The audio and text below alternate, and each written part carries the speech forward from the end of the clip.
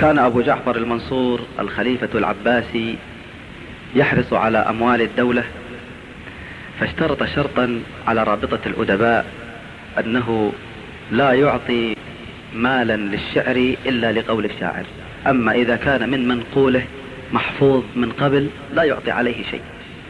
والخليفة يحفظ القصيدة من أول مرة، وعنده غلام يحفظ القصيدة من مرتين، وعنده جارية تحفظ القصيدة من 3، كمبيوتر.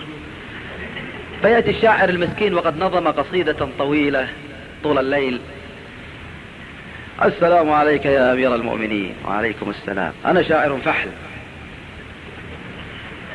ما فحولتك؟ نظمت قصيدة طويلة، إن كانت من قولك أجزناك عليها. نعم من قولي، قل. فيقول قصيدته، فيقول الخليفة: إنني أحفظها منذ زمن بعيد. ويقولها له، فيتعجب الشاعر: توارد الأفكار في بيت أو بيتين، أما قصيدة كلها كيف حدث هذا؟ طبعا يكلم نفسه. يقول: لا، وهناك غيري، أحضروا فلان. فيحضرون الغلام من خلف الستارة من باب السري، ثم يدخل: تعرف قصيدة فلان؟ يقول: نعم. فيقولها، فيقول الشاعر: ها؟ فيشك أنه شاعر.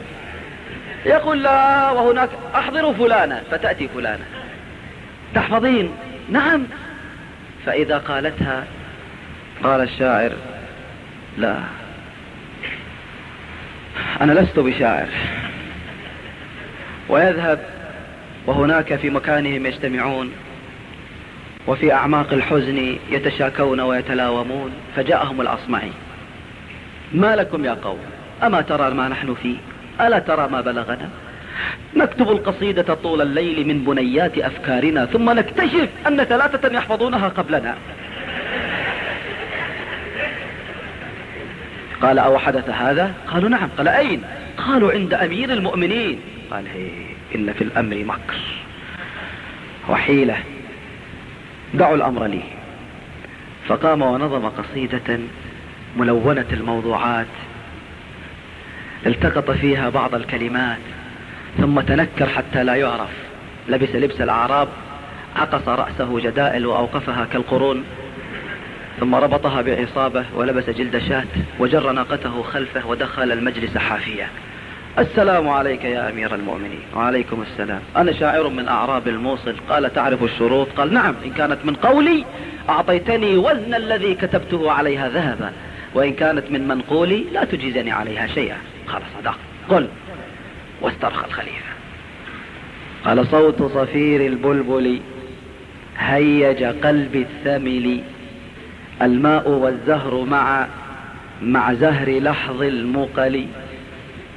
سهلة، كانها إلى الآن سهلة. طاق طاق طاق، يا رير يا جرس.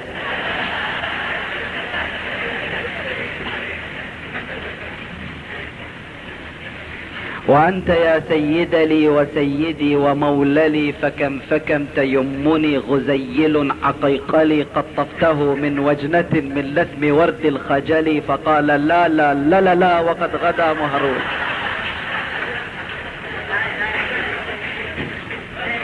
أراد الخليفة أن يحسب اللاءات، فإذا هي أكثر من 3. وأنت يا سيد لي وسيدي وموللي، فكم فكم تيمني غزيل عقيقلي، قطفته من وجنة من لثم ورد الخجل. فقال: لا لا لا لا لا، فقد غدا مهرولي، والخود مالت طربا من فعل هذا الرجل، فولولت وولولت ولي ولي يا ويللي. فقلت: لا تولولي وبين اللؤلؤ لي.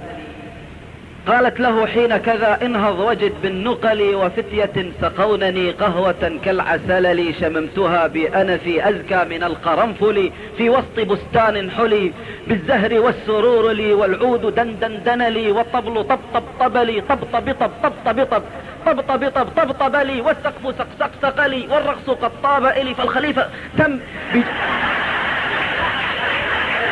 بجمع بذاكرته ما استطاع.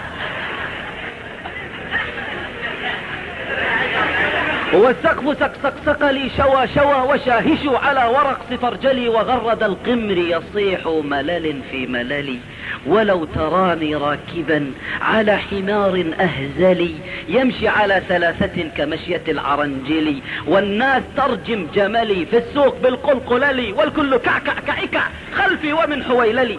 هذه كعكع كعكع لو بيكتبها من كتبت.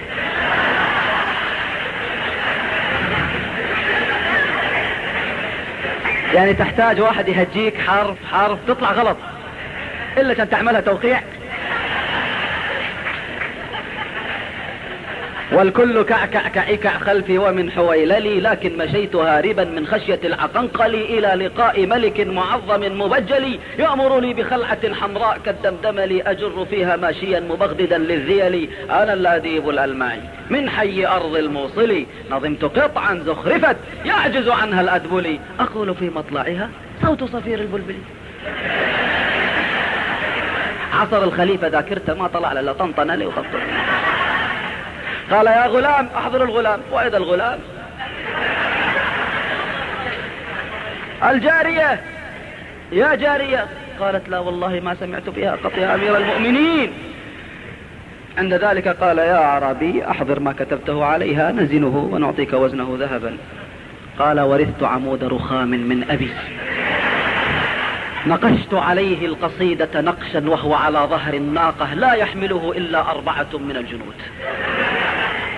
فانهار الخليفة وجيء بالعمود والناس تنظر ووضع في الميزان وأخذ كل ما في الخزنة.